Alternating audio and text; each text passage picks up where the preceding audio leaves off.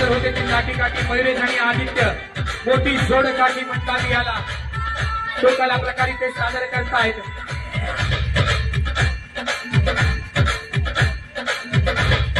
कोणतंही शस्त्र तालमीत वापरण्याआधी या काठीमध्ये पारंगत व्हायला लागतं। ही जोड काठी ही लाठी काठी शिकायला लागते, त्यानंतरच शस्त्रांचा अभ्यास सुरू होतो। कारण छोट्यात छोटी पण इजा जरी झाली तरी स्वराज्याचा मावळा गमावू शकतो याची भीती महाराजांच्या मनामध्ये कायम होती। म्हणून त्यांनी युद्ध कलेचा एक अभ्यास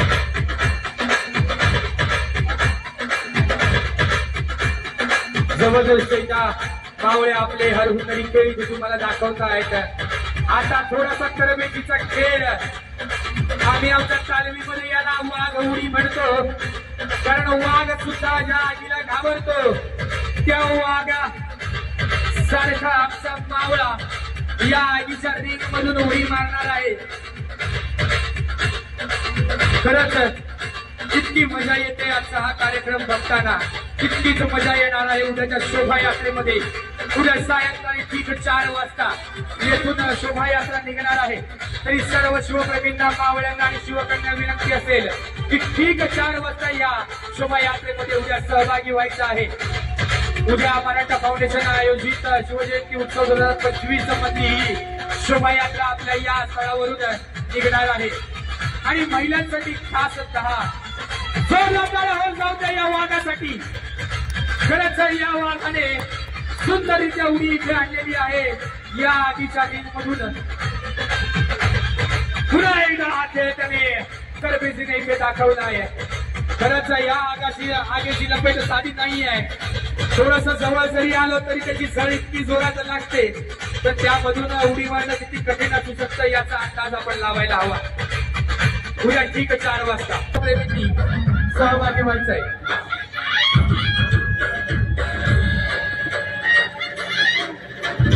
गंगा विस्तारी महोत्सवे खुर्द शिवकालीन मर्दानी खेळ 1930 पासून किती तरबेज होऊ शकतो हे दाखवण्यासाठी आपण हा खेळ दाखवतोय आणि बटाट्यांचे तुकडे तुम्हाला इथे करून दाखवतोय तो आर्यन।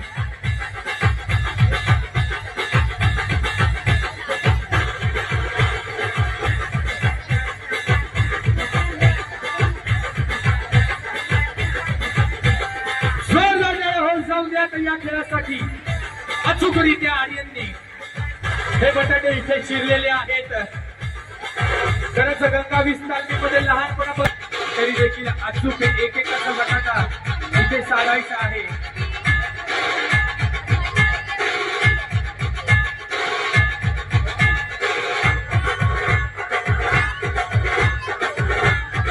धारीप्रमाणे तीक्ष्ण नजर लागते या खेळासाठी आणि एक हत्यार ज्याला आपण म्हणतो पाश, मूलतः हे हत्यार आहे पंजाब मधलं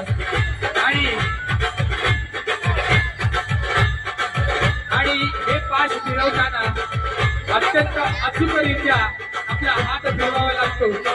आता या पाशामध्ये आपण फक्त इथे प्रत्यक्षी दाखवते म्हणून प्लास्टिकचे बॉल्स लावलेले आहेत, परंतु जो ओरिजिनल पाश आपण म्हणतो खराखुरा पाश आपण म्हणतो त्याला लोखंडाचे गोळे आणि पुढे जोरदार गजरा लावलेले असतात।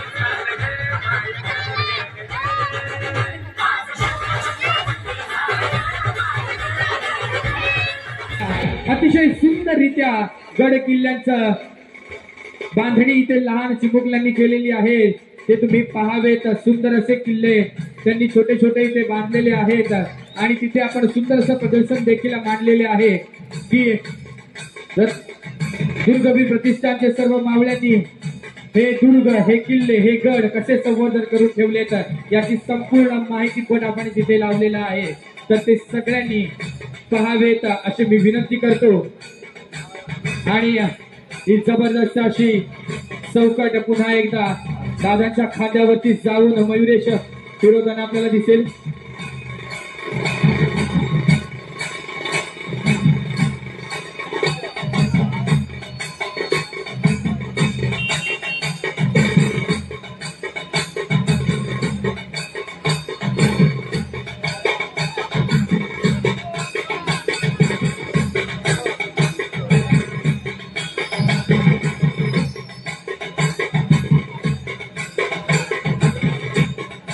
सांस्कृतिक कार्यक्रम सुरू करतोय.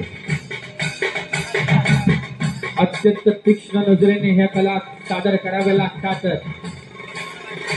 जो कलाकार ही कला सादर करतोय, जो मावळा ही कला सादर करतोय, त्यातल्या प्रत्येक मावळ्याला याच्यामध्ये सजग राहावं लागतं. एकाग्र बुद्धीने काम करावं लागतं, त्यावेळी हे प्रात्यक्षिक अपूर्ण होतं. खरंच ही मुलं इतक्या सुंदररित्या प्रात्यक्षिक सादर करतायत.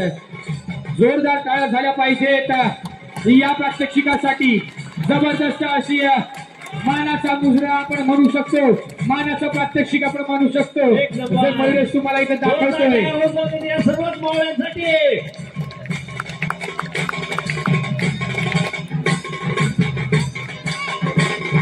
अत्यंत सुंदररित्या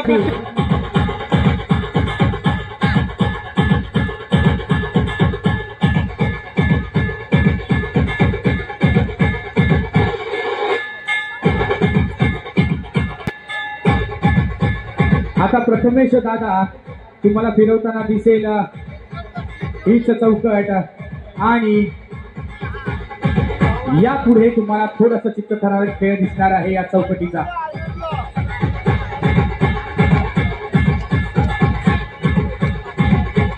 फेकणार आहे ही चौकट आदित्यच्या दिशेने सहज आणि बघूया तितक्यात सहज आदित्य ते झेलतोय का.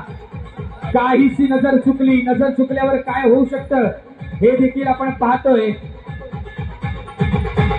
खूप सरावाची गरज आहे, खूप सरावाची गरज आहे. इतका सराव करून देखील आपल्यामधून या चुका जर घडत असतील तर विचार करा संपूर्ण तयार होण्यासाठी या खेळामध्ये किती सरावाची गरज लागत असेल.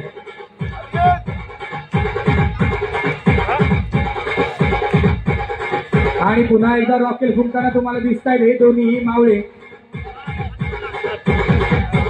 खरंच खूप जबरदस्त असे खेळ आहेत आणि हे खेळ शिवकालीन खेळ आहेत याचा आम्हाला अभिमानच नाही तर मान देखील